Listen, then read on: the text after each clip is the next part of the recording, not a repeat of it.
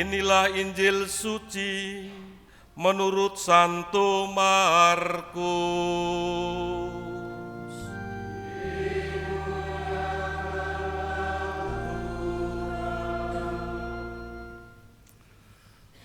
Pada suatu hari, Yesus berbicara tentang bagaimana ia akan menderita sengsara. Sesudah itu ia membawa Petrus, Yakobus, dan Yohanes, dan bersama mereka naik ke sebuah gunung yang tinggi.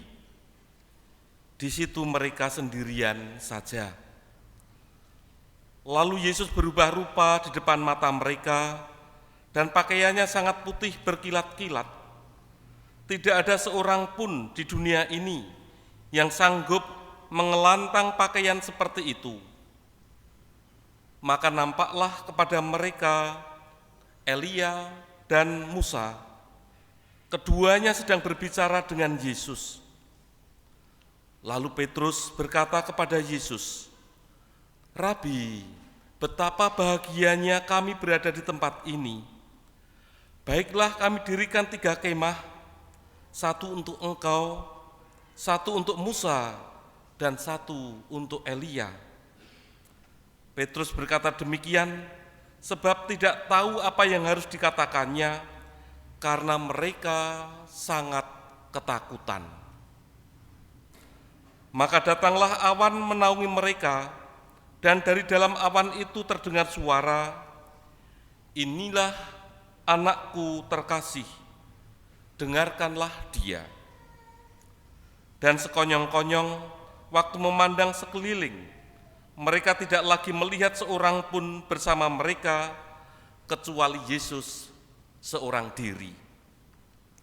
Pada waktu mereka turun dari gunung itu, Yesus berpesan supaya mereka jangan menceritakan kepada siapapun apa yang telah mereka lihat itu, sebelum Anak Manusia bangkit dari antara orang mati.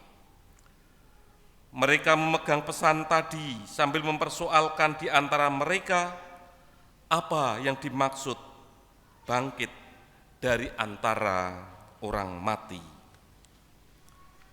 Demikianlah sabda Tuhan.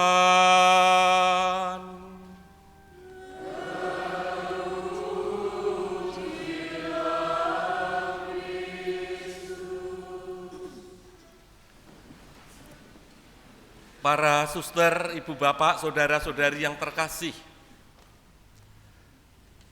dalam peristiwa Yesus menampakkan kemuliaannya, atau juga sering disebut peristiwa transfigurasi.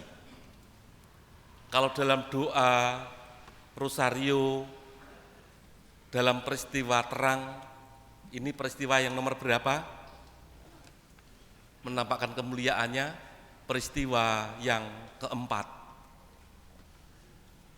Dalam peristiwa transfigurasi ini ditampilkan 2 nabi, yakni Nabi Musa dan Nabi Elia. Mengapa tidak nabi yang lain? Bukankah nabi itu banyak? Ada Nabi Abraham dalam bacaan pertama kitab Kejadian. Ada Nabi Yesaya, ada Nabi Yeskiel, ada Nabi Amos.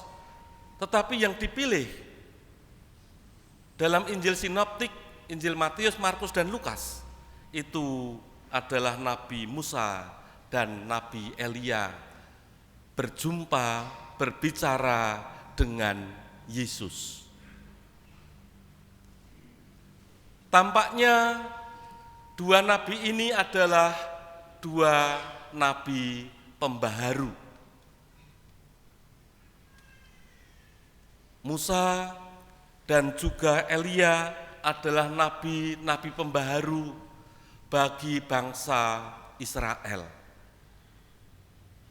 Nabi Musa jelas membaharui umat Israel dengan 10 perintah Allahnya.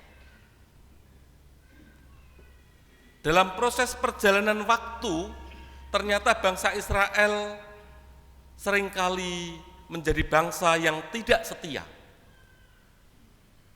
Mereka tidak lagi menyembah Allah Yahweh, tetapi menyembah Allah Baal. Maka akan diceritakan bagaimana Nabi Elia harus melawan sekian ratus Nabi Baal dalam peristiwa di Gunung Karmel, dan bagaimana doa persembahan Nabi-Nabi Baal dan juga persembahan yang disampaikan oleh Elia kepada Allah Yahweh, mana yang diterima. Dan yang diterima adalah persembahan Nabi Elia. Dan ada peristiwa yang sangat-sangat tragis kalau kita membaca peristiwa itu. Nabi Elia adalah nabi pembaharu karena mengembalikan bangsa Israel yang melupakan Allah Yahweh, lalu mereka kembali menyembah Allah Yahweh, Allah yang benar. Yesus ditampilkan juga, Yesus adalah sang pembaharu. Dia adalah Adam baru.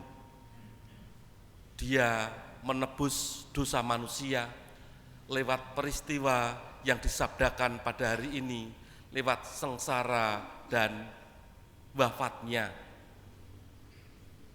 Namun ia akan dibangkitkan pada hari yang ketiga, seperti yang disabdakan oleh Yesus dalam bacaan Injil pada hari ini. Maka Yesus adalah sang pembaharu.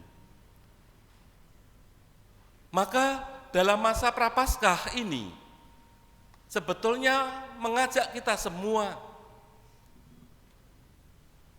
senantiasa membaharui diri kita. Sebagai orang beriman, kita diajak untuk membaharui diri kita, supaya kita nanti pantas dan layak untuk merayakan Paskah. Kita pantas dan layak untuk menjadi manusia Paskah. Apa yang mesti kita baharui dalam hidup kita ini? Kita diberi waktu 40 hari lamanya untuk berpuasa dan berpantang. Tentu pantang dan puasa bukan sekedar pantang dan puasa dari makanan, tetapi kita diajak untuk lebih teliti, meneliti batin kita, hidup kita ini, supaya kita bisa membangun pertobatan yang sejati. Caranya seperti apa? Kalau kita lalu merasakan diri kita mungkin kadang gampang marah dalam hidup kita ini, marah dengan anak-anak kita, marah dengan pasangan hidup kita. Kita diajak untuk membaharui diri. Kita mohon rahmat Tuhan supaya kita menjadi orang-orang yang sabar. Itu berarti kita telah membaharui diri kita. Tidak ada gunanya kita pantang dan puasa, ya, kita pantang garam misalnya, tetapi pekerjaannya marah saja karena tidak makan garam. Kan rasanya hambar, marah, itu tidak ada gunanya. Tidak ada gunanya ya, kita pantang daging, tetapi pekerjaan kita setiap hari gosip tetangga kita. Itu tidak ada gunanya. Bapak Paus Fransiskus memberikan nasihat kepada kita, kalau kita hendak menggosip, coba sebelum menggosip, gigitlah lidahmu sampai berdarah-darah. Gigitlah lidahmu sampai berdarah-darah kalau kamu pengen gosip.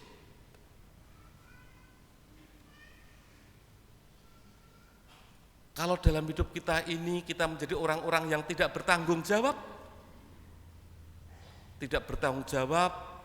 mestinya anak-anak sekolah itu belajar ya. Adanya pengen dolan, main HP saja. Ya, tapi kalian saya rasa tidak karena sibuk latihan misdinar. Main HP saja, disuruh belajar nanti dulu. Sekarang main HP sehari cukup 1 jam. Bisa enggak ya? Bisa enggak? Tidak hanya untuk anak-anak, juga orang tua kok masalahnya.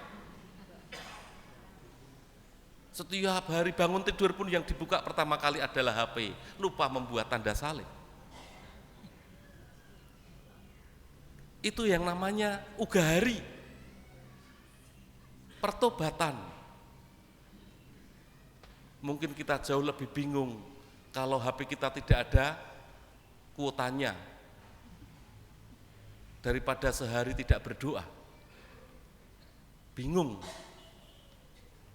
Mari kita membaharui diri sebagai orang-orang beriman dalam masa Prapaskah ini, sehingga pantang dan puasa itu membawa dampak dalam kehidupan kita ini. Kita diajak untuk membangun semangat lepas bebas seperti yang dilakukan oleh Abraham ketika diminta oleh Allah, dicobai oleh Allah untuk mengorbankan putranya Ishak. Tapi akhirnya dikorbankan tidak? Tidak, yang dikorbankan akhirnya kan domba. Tetapi dicobai oleh Allah membangun semangat lepas bebas, berarti orang diajak untuk berani melepaskan kelekatan di dalam hidup kita ini. Kelekatan itu macam-macam, kenikmatan hidup itu adalah kelekatan. Semoga Minggu Prapaskah yang kedua yang kita rayakan pada hari ini, sungguh-sungguh kita berani bertransformasi diri, membarui diri, membangun sikap tobat yang sejati, sehingga kita pantas untuk merayakan Paskah Kristus. Kemuliaan kepada Bapa dan Putra dan Roh Kudus.